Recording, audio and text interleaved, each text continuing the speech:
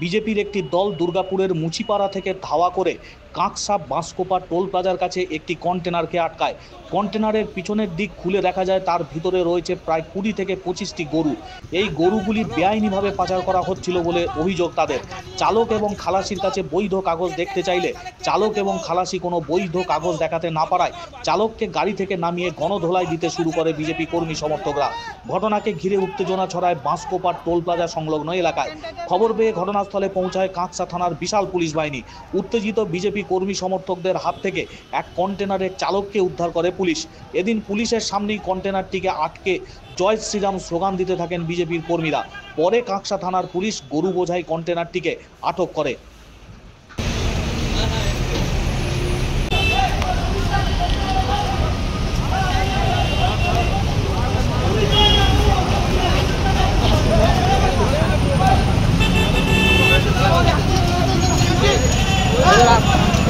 ভালো করে তোলো।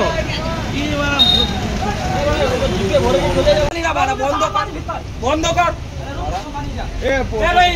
তো।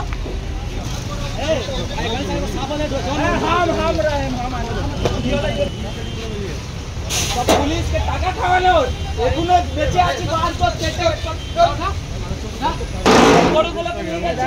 মুখে লাগবে টাকা পয়সা সব চালা।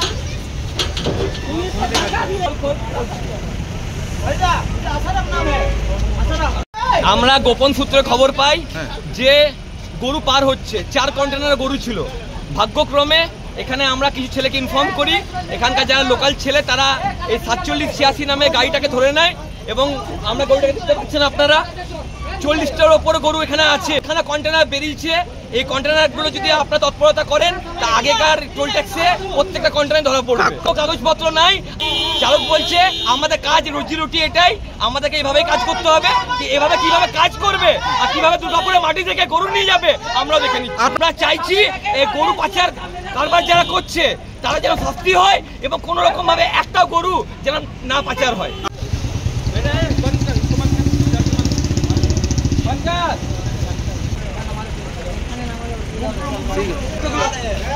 4 কন্টেনার মাল বেরিয়েছে। জল বেরোচ্ছে, মুখটা খুলো। মুখটা খুলো।